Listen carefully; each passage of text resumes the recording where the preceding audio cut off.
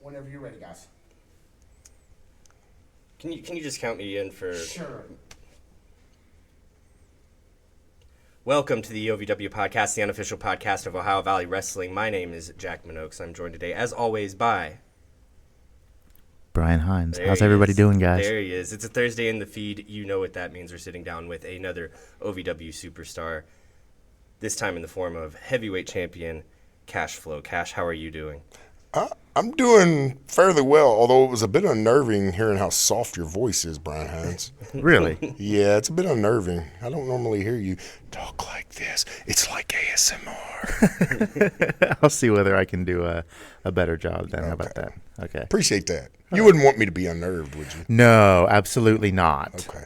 No, one of those solid gold shoes will find its way in my ass if I'm not careful. Yes, and they're very sharp, so they slip in really easy. I can see that. Yeah. Depends whose perspective on how easy it is, I guess. A lot's changed around OVW, but Cash is still king. You were away for a little bit filming Tulsa King. We're, of course, going to get into that, but you come back to huge round of applause. Everyone's so excited to see you. 3, huge challenges of matches, a handful of huge challenges of matches in the the steel cage match, and then a gauntlet match last night, which resulted in your victory in the heavyweight championship.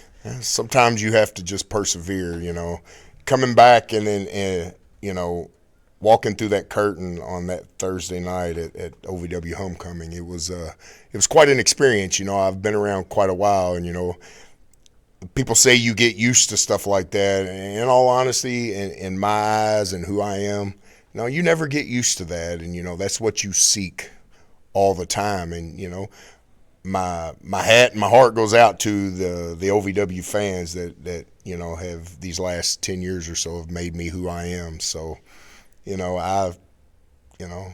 support me, and I will do everything that I can to support those guys. The OVW fans are the best wrestling fans in the world, in my opinion. And I think that you do a good job of showing that support in storyline and out of storyline. You are oftentimes called in to be the leader, ipso facto leader of OVW, and it kind of seems that role has fallen on you again.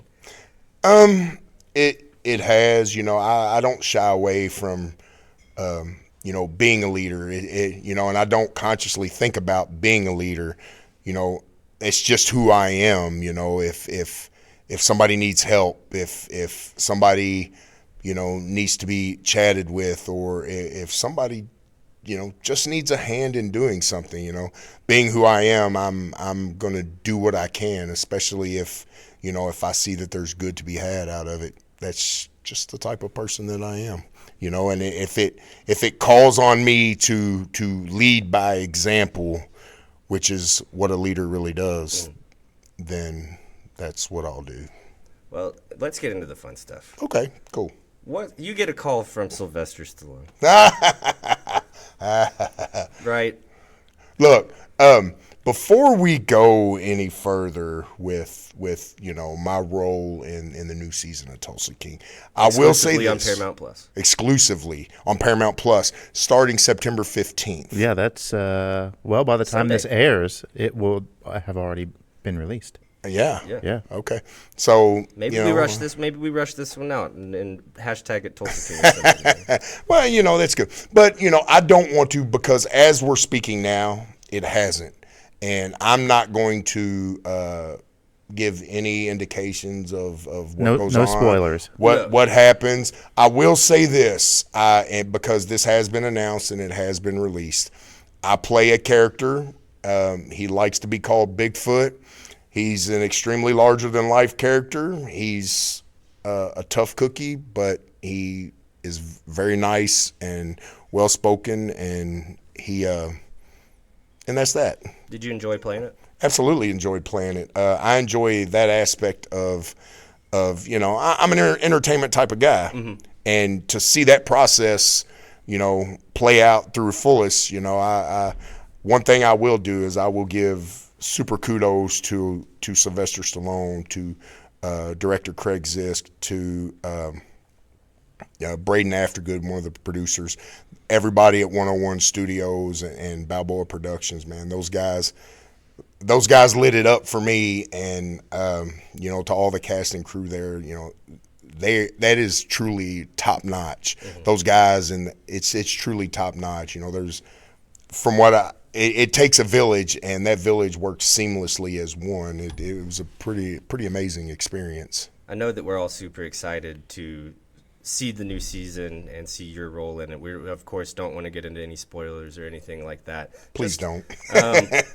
Did you have to like hire an agent and stuff now? Like, is this like, are you like, did you go down like the traditional process? Did I have to hire an agent? No, I've had an agent for 3 years. Okay. I've been going out for roles. So I did not know that. Trying to, I'm trying to shine my light a little brighter. Yeah, I mean, sure. that's, to me, professional wrestling is a natural evolution for professional wrestling, because it is entertainment based, is to try and, test your hand at doing some of that stuff. It's not for some people. I get it. I seem to think that it might be for me. Sure. And I've had an agent trying to do that for about 2 years. Heyman Talent, shout out to them in Louisville. But and to me it was lightning in a bottle. I just happened to get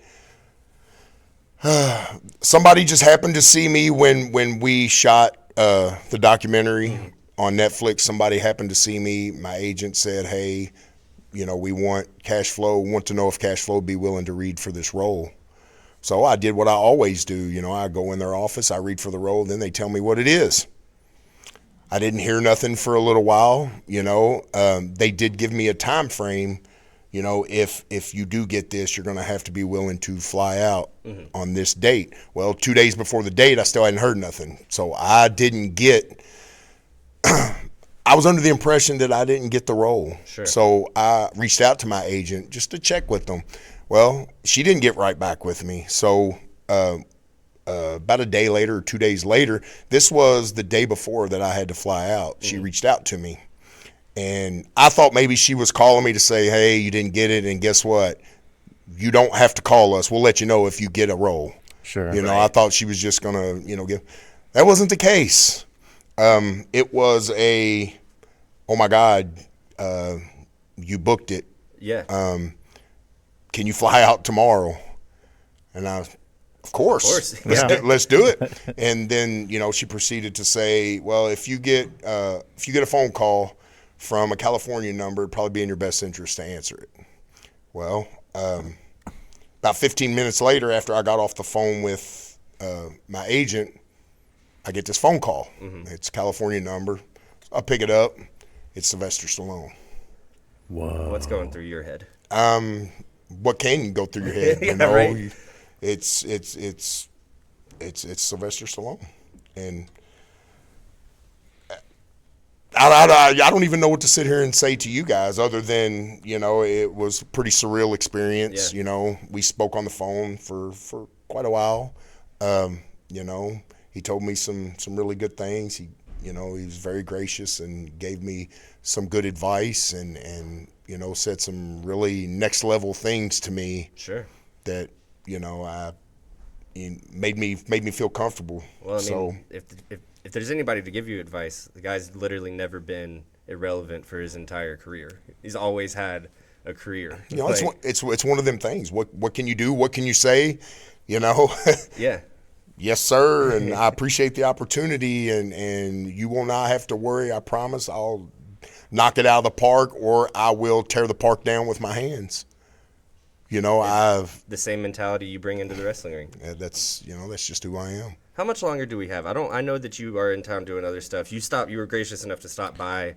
Yes, and thank you so much for that. By the way, I do want to shout out. I would have dressed up a little bit more if I had known you were coming by. That's okay. I do want to shout out Ashland Elementary School. That is where I'm heading after I leave here. I'm going to do speak with some fourth graders at elementary school.